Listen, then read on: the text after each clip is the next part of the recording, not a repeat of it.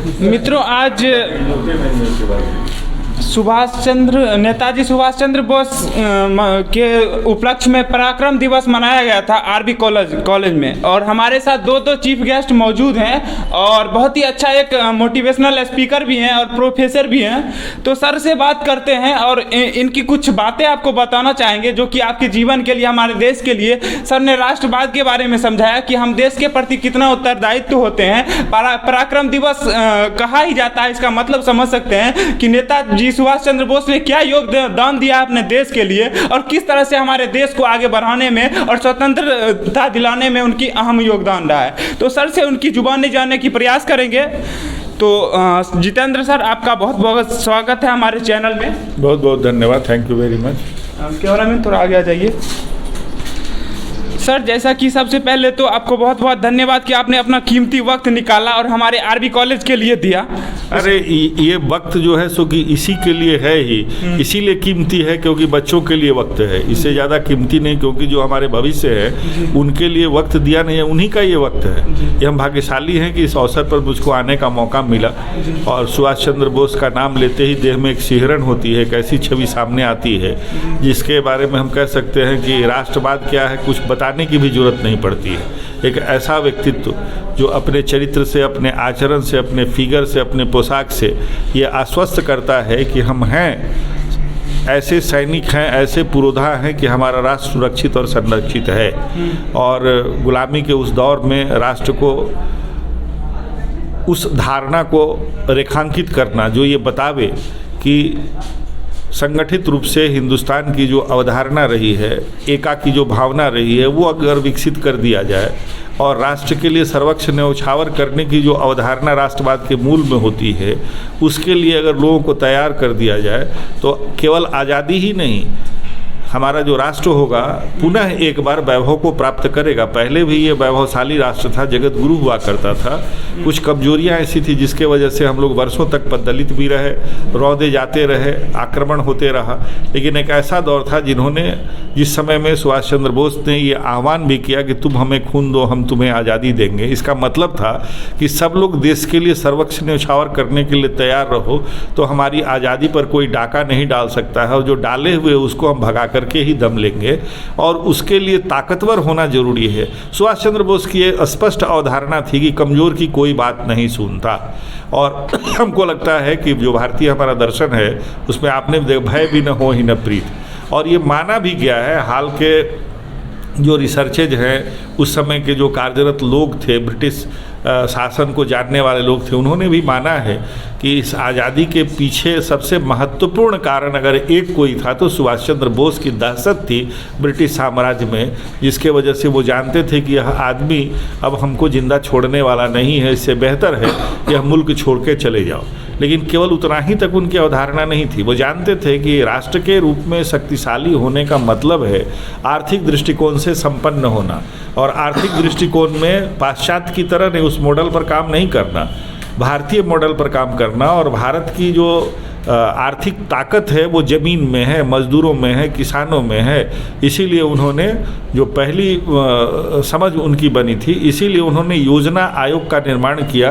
और उस समय के तत्कालीन जो राष्ट्रपति माने जाते थे तो जवाहरलाल नेहरू को अध्यक्ष बनाया और एम.बी. कामत को उसका सचिव बनाया। और भी बड़ी बात है कि आज हम लोग कृषि के बारे में, रिफॉर्म्स के बारे में, आप देखते हैं कि पैसा के बारे में, उसके कीमत के बारे में चर्चा होती है।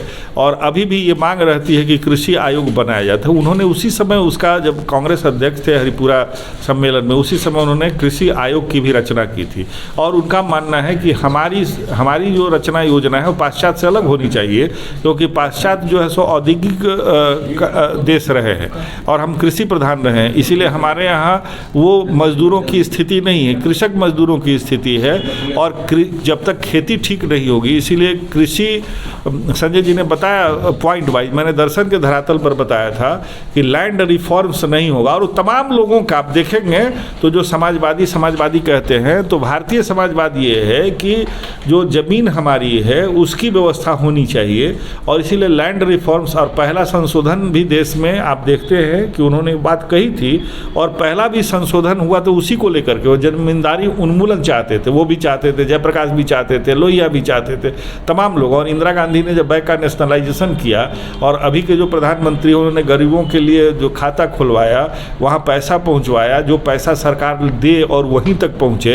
और अगर कोरोना है, मजदूर नहीं काम कर पाएंगे तो उनके लिए भोजन की व्यवस्था हो, क्योंकि हमारी ताकत कृषि मजदूरों में और मजदूरों में है, और वर्ग संघर्ष की स्थिति नहीं है। खेती में सहयोग से काम होता है, तो सहयोग होना, संपत्ति संचित एक जगह नहीं हो, लेकिन आर्थिक विकास और तरक्की नहीं होगा तो हम आगे नहीं बढ़ सकते हैं, ताकत हमारी नहीं हो सकती है।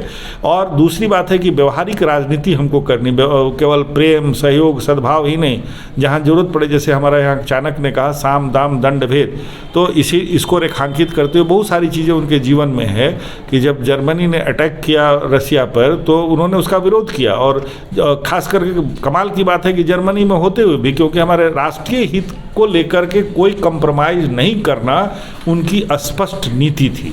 राष्ट्र सब कुछ है, और राष्ट्र में जो लोग रहते हैं, जो इस राष्ट्र को अपना मानते हैं, मातृभूमि मानते हैं, उनके बीच में कोई भेदभाव नहीं हो और सब साथ कर काम करें। और महिलाओं की ताकत भी वो समझते थे, इसीलिए उस ज़माने में जबकि पूरी दुनिया में कहीं महिलाओं का रेजिमेंट नहीं था, झांसी का रेजिमेंट भी उन्होंने खड़ा किया। तो ये भाव पैदा करना, उस समय भी राष्ट्र को उभारना, और इस उभरे हुए राष्ट्र में मानते थे कि जो गुलामी के जो चिन्ह हैं और प्रतीक हैं उसको समाप्त कर दिया जाना चाहिए, और उन्होंने प्रारंभ भी किया था कलकत्ता में। अच्छा, और एक और सवाल, आपने जैसा कि बताया था कि उन्होंने एक नारा दिया था, तुम मुझे खून दो मैं तुम्हें आज़ादी दूंगा, जिससे कि ये नारा उस समय दिया था जब वो अपने आज़ाद हिंद फौज का स्थापना किए थे। तो सैनिकों के अंदर एक उत्साह, जुनून भरने के लिए, ताकि आज तक का इतिहास में सर कहीं ना कहीं हमारा भारत में हमेशा आज़ादी के मामले में आगे रहा है और दुश्मनों के सीना पे चढ़ के जीत हासिल किया है। तो उसका सबसे बड़ा उदाहरण है कॉन्फिडेंस। तो कॉन्फिडेंस का वहाँ उदाहरण दिया, लेकिन दूसरी तरफ एक चीज़ देखा जाता है, जिस तरह से उन्होंने कहा था, उन्होंने गांधी जी के इस बात का विरोध किया था। गांधी जी का एक कहना है, उदाहरण के लिए, कि एक गाल अगर कोई मारता है तो दूसरा गाल दे दूं, लेकिन उन्होंने उसका तौर में ये कहा कि अब वो दौर नहीं रहा। अगर हम सही हैं तो एक गाल में अगर कोई थप्पड़ मारता है तो हम उसके दूसरे गाल में थप्पड़ मारेंगे, बल्कि न कि हम अपने आप के गाल में थप्पड़ मारेंगे। क्या कहना है आपका? मेरा कहना है कि गांधी इतने उदारवादी थे और वो समझते थे कि हृदय परिवर्तन कराया जा सकता है। वो राजनीति के मर्म को नहीं समझते थे, इसीलिए उनकी कही हुई बहुत सारी बातें सही नहीं हुई। वो कहते थे मेरे देश पर देश का विभाजन होगा, विभाजन हुआ? बिल्कुल नहीं। उन्होंने जिस तरह से जिन्ना को प्लेकेट करने की कोशिश की, उसका कोई असर नहीं हुआ। आप देखते हैं, वो जानते थे राजनीति जो है वो कोई नैतिकता पर चलने वाली चीज़ नहीं है। अगर चलने वाली चीज़ होती तो भारतीय दर्शन में साम दाम दंड भेद की बात नहीं होती। पाश्चात्य का जो दार्शनिक है मैकियावेली, वो नहीं मानता कि साहब जो है सो कि राजा को लोमड़ी भी होना चाहिए और शेर भी होना चाहिए। नीतियाँ हमारे राष्ट्र को सुरक्षित करने के लिए बने। हमको कोई थप्पड़ मारेगा ये नौबत ही क्यों आएगी? ना हम आंख झुका करके बात करेंगे, नाक उठा करके बात करेंगे, आंख में आंख मिला करके बात करेंगे, ये राष्ट्रवाद है। और इसको उन्होंने उसी समय रेखांकित किया था कि थप्पड़ मारने की स्थिति ही नहीं पैदा होनी चाहिए, इतना दहशत होना चाहिए। भी आपने देखा ना कि यूक्रेन में बच्चे झंडा लगा लिए भारत का और चल दिया, तो दोनों पार्टी में से किसी की हिम्मत नहीं हुई कि उस पर हाथ डाले। बहुत सारे देशों से रेस्क्यू अभी इंडिया ने किया है विपत्ति के समय में, संघर्ष के समय में, तो केवल भारत का झंडा काफ़ी था। ये दहशत होनी चाहिए। सर, जैसा कि आप बताएं और दुनिया जानती है कि अगर भारत आज़ाद हुआ है, और ये बात अंग्रेज भी मानते हैं, उन्होंने ये चीज़ बोला भी है कि अगर भारत की आज़ादी हुई है तो उसमें अहम योगदान रहा है नेताजी सुभाष चंद्र बोस का। लेकिन आज हमारा देश के युवा इस बात को क्यों नहीं स्वीकारते हैं? इसमें युवाओं का कोई दोष नहीं, उनको इतिहास पढ़ाया नहीं गया ठीक से ना, उनको बताया ही नहीं गया कि हमारी पहली सरकार और आज़ाद और भारत की सरकार बनी थी सुभाष चंद्र बोस के कारण। उन्होंने स्थापित किया था, 11 राज्यों ने उसका सहयोग भी किया, उसको स्वीकार भी किया, समर्थन भी दिया। ये पढ़ाया नहीं जाता है। सुभाष चंद्र बोस के बारे में कितनी किताबों में कितनी जानकारियाँ मिलती है, छोटे बच्चों को बताया नहीं जाता। इतिहास की व्याख्या लोगों ने जो की वो हिंदुस्तान को हमेशा कमज़ोर बना रहे, आश्रित रहे, दूसरे से अस्त्र शस्त्र खरीदते रहे, दूसरे से अन्न खरीदते रहे, डिपेंडेंट रहे। हिंदुस्तान शक्तिशाली हुआ, आपको ध्यान में नहीं है? आप पत्रकार हैं, आपको मालूम है कि जब रोड बनाने की बात हुई तो कहा गया कि नहीं, चाइना के पास रोड बनाने की जरूरत नहीं, उस रोड का वही उपयोग कर लेगा। अस्त्र शस्त्र बहुत जमा करने की जरूरत नहीं है। जब न्यूक्लियर वेपन किया गया तो भारत के संसद में इस बात की चर्चा हुई कि कटोरा लेकर के भीख मांगेगा इंडिया। तो देश को कम शक्तिशाली बनाने वाले और कमज़ोर करने वाली दोनों शक्तियाँ रही हैं। तो इतिहास का लेखन इसी आधार पर किया गया जिसमें कि राष्ट्र मजबूत हो ही नहीं सकता था। किसी चीज़ पर ज़रूरत से ज़्यादा तवज्जो देना और जो ज़रूरत चीज़ है उसको इसलिए इनकार कर देना कि हमारे राजनीतिक हित को सूट नहीं करता है, हमारे अकादमिक हित को सूट नहीं करता है, जिसके वजह से ऐसा हुआ। और आज उसको किया जा रहा है। आपने देखा कि बहुत इंपॉर्टेंट जगह पर उनकी मूर्ति लगाई गई है। आप देख रहे हैं कि अभी दिल्ली के लाल किला में पूरा इतिहास रेखांकित रूपांतरित किया गया है। उस इतिहास में लोगों को शिकायत है कि सुभाष चंद्र को ज़्यादा समय दिया गया है और लोगों को नहीं दिया गया है। तो होना चाहिए, क्योंकि तथ्य ये बताता है कि अगर एक कोई महत्वपूर्ण एक केवल घटना मानी जाए अंग्रेजों को जाने के लिए तो वो सुभाष चंद्र बोस थे। मैं नहीं कह रहा, इतिहास के लोग बता रहे हैं, इतिहास के पन्नों से निकाल करके बता रहे हैं, परिस्थितियों को निकाल करके बता रहे हैं कि एकमात्र कारण था। क्योंकि हम लोग ठेठ भाषा में भी कहते हैं कि मैथिली में हम लोग कहते हैं कि मार के डर से भूत पराई छे।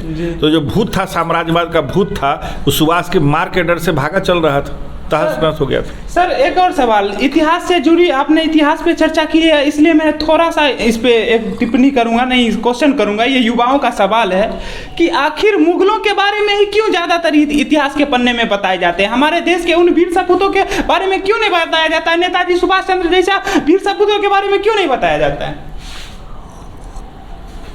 देखिए, पुनर्जागरण की इसीलिए ज़रूरत पड़ी थी क्योंकि हमको जिस परिस्थिति में अपनी कमजोरियों के कारण, आपसी राग द्वेष के कारण, ऊंच नीच के कारण हम लोग कुछ थे और कुछ मुगलों ने किया वो काम। समाज में जिस तरह की परिस्थितियां बनी तो लगा कि अब कोई परिवर्तन हो ही नहीं सकता है। और उन्हीं लोगों को नौकरी, उन्हीं को चाकरी, उन्हीं को सब कुछ। एक कहावत भोजपुरी में कहावत बड़ी फेमस है, पढ़े फारसी बेचे तेल, देखो भाई करम का खेल। मतलब फारसी पढ़ने वाला तेल नहीं बेच सकता, उसको नौकरी मिलेगी ही। तो शासक वर्ग जो हुआ, उन लोगों के हाथ में सत्ता थी तो उन लोगों ने उसको प्रोत्साहित किया। आपस में जो थोड़ी बहुत हमारी मतभिन्नता थी उसका उपयोग किया और जिसका दुष्परिणाम हुआ कि हम वर्षों तक सोच भी नहीं पाए कि हम कभी आज़ाद भी हो सकते हैं, हमारी पुनः स्थिति ऐसी हो सकती है। इसीलिए पुनर्जागरण का पूरे जितना इतिहास आप देखिए, बाल गंगाधर तिलक को देखिए, स्वामी विवेकानंद को देखिए, जिन लोगों को, गांधी को देखिए, अंबेडकर को देखिए, सब लोगों ने मिलकर के एक ही काम किया। उस समय के सारे लोगों ने, उसका नाम ही है पुनर्जागरण, फिर से जगे। और जगने का मतलब है कि आपसी हम लोग सद्भाव ही नहीं रखें, सहयोग रखें, आपसी प्रेम और इस बात को समझे कि मुल्क हमारा है और इसमें मिलजुल कर रहेंगे तभी हमारी ताकत बढ़ सकती है।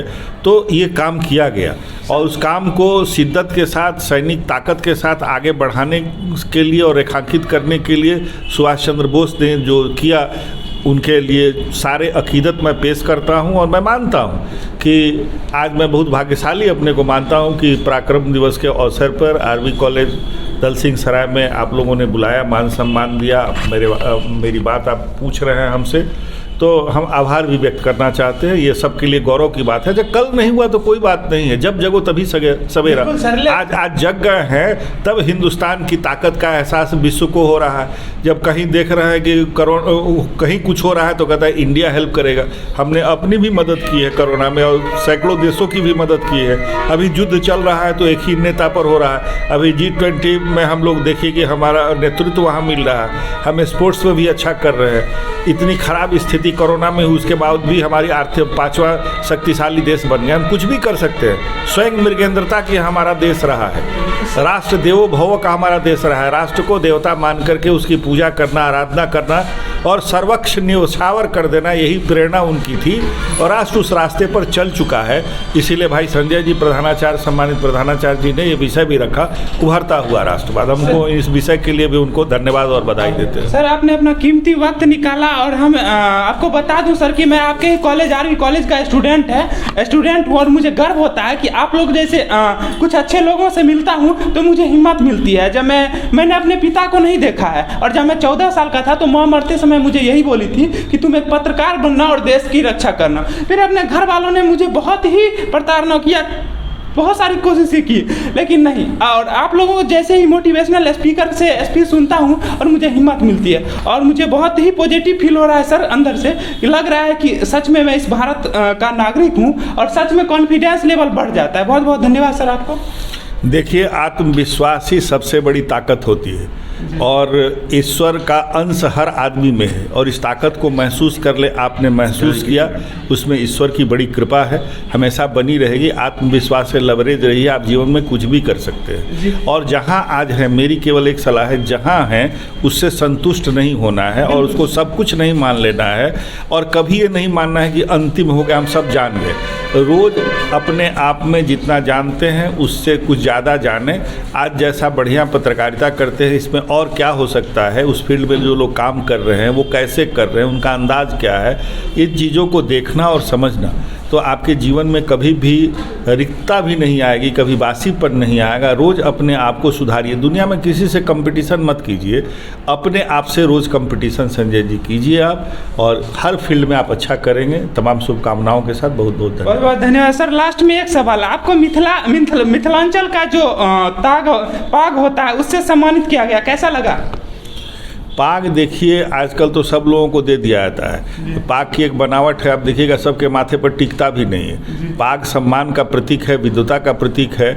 और इस पर मैंने इंटरव्यू किया है मिथिला राज पर, जब यहाँ बैठे हुए हैं अभिनंदन जी, उनके गुरु हमारे भी, हिस्ट्री तो मैं नहीं पढ़ा, डॉक्टर रत्नेश्वर मिश्रा का मैंने इंटरव्यू किया। ये दो ही समाज में पहले रहता था, मैथिल ब्राह्मण और कर्ण कास्ट, वो भी खास ओकेजन पर पहनते थे। लेकिन ये मिथिलांचल की धरती विद्वता की धरती है और उसके प्रतीक चिन्ह के रूप में अगर किसी को दिया जाता है तो समझिए इससे बड़ा कोई सम्मान नहीं हो सकता है, इससे ज़्यादा गौरव की बात नहीं हो सकती। और हमारे यहाँ पगड़ी, टोपी, ये सब बड़ा महत्वपूर्ण है क्योंकि हमारे सर के ऊपर है, उसका मान देता है। और मिथिलांचल की ये एक तरह से आप कहें तो भारतीय मिथिलांचल की संस्कृति का एक बड़ा प्रतीक चिन्ह, गौरवपूर्ण चिन्ह ये है। और ये प्राप्त होना अपने आप में बहुत सुखदायी, आनंद की अनुभूति कराता है, गौरव बोध से भर देता है। बहुत बहुत धन्यवाद सर। हमारे साथ प्रोफेसर और हमारे कॉलेज के प्रिंसिपल सर भी हैं, इनसे भी बात करेंगे और उन सर से भी बात करेंगे सर। आपके दो बड़े वक्ता और एक कह सकते हैं प्रोफेसर कह सकते हैं, एक अच्छा मोटिवेशनल स्पीकर कह सकते हैं, जो कि जोश और उत्साह जिनके बात सुनने के बाद भर जाता है, लगता है कि एक नया जन्म हुआ है। कैसा लग रहा है वो लोग हमारे बीच में उपस्थित हैं? तो पराक्रम दिवस है, बसंत का मौसम है और युवाओं के बीच खड़ा है, स्वाभाविक है, तीनों का संयोग है, संगम हो रहा है, तो निश्चित रूप से गर्व फील होगा, आकर्षण फील होगा, स्व का बोध होगा, सम्मान का बोध होगा। और आज सब कुछ हो रहा है, आपको भी, हमको भी, और मुझे तो लगता है कि प्रकृति को भी। सर, आज युवा दिवस के लिए, युवा दिवस के शुभ अवसर पर आपने स्व का कुछ अर्थ बताया था, उसे संक्षेप में बताना चाहेंगे? स्व का मतलब स्वजागरण, आत्मबल, आत्मसम्मान, हाँ, आत्मरक्षा, ये सब स्व से जुड़ा हुआ है। अपनी संस्कृति, स्वभाषा, स्वधर्म, स्वदेश, हाँ, सब, मातृभाषा, अपनी संस्कृति, सबको आप ले सकते हैं। ऐसे सभी तत्व जो अपने को विकसित करने में, हमारे पुनर्निर्माण करने में, हमें सोए से जगाने में आगे लाते हैं, उसी को हम स्वभावना कहते हैं। कहीं ना कहीं सर आपने नेताजी सुभाष चंद्र बोस के बारे में बताया कि किस तरह से वो स्व का अर्थ समझते थे और स्व के अर्थ के कारण उन्होंने उनके स्व को इस रूप में भी देखा जा सकता है कि अपनी ताकत को पहचानो, उस पर विश्वास करो और उधार की ली गई ताकत से परहेज करो, अन्यथा तुम्हारा नुकसान हो जाएगा। यही स्व है जो सुभाष चंद्र बोस कह रहे हैं। उन्होंने त्याग, बलिदान, समर्पण और क्रियाशीलता की बात, उग्र संघर्ष की बात उन्होंने कहा था। बहुत बहुत धन्यवाद सर। हमारे साथ एक और बहुत ही अच्छे स्पीकर मौजूद हैं।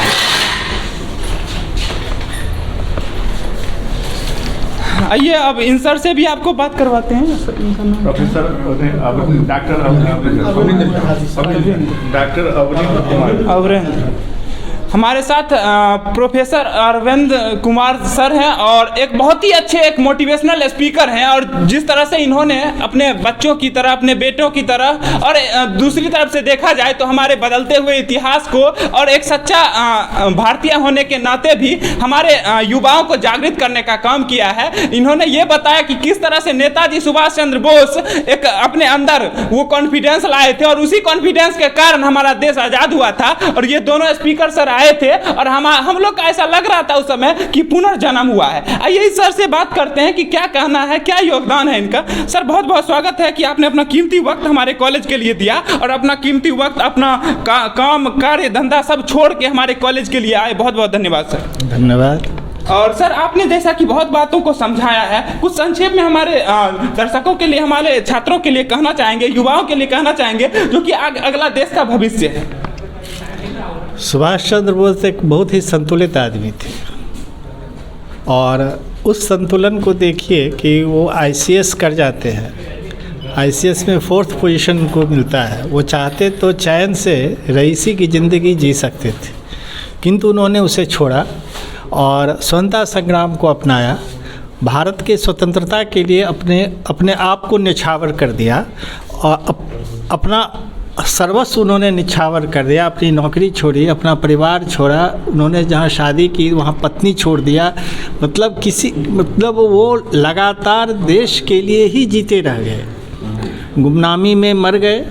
उनका मरने के बाद उनका कुछ पता नहीं चला। कुछ डॉक्यूमेंट्स का कहना है कि प्लेन क्रैश हुआ ही नहीं, कुछ का कहना है कि प्लेन क्रैश हुआ उसमें मर गए, कुछ का कहना है कि बाद में युद्धबंदी के रूप में रूस में युद्धबंदी रहे, कुछ का कहना है कि रायपुर में गुमनामी बाबा के नाम से थे। जो भी हो, किंतु इतना तय है कि जब तक सक्रिय राजनीति में रहे, स्वतंत्रता संग्राम में रहे, उन्होंने पूरे देश को आवेशित करते रहा।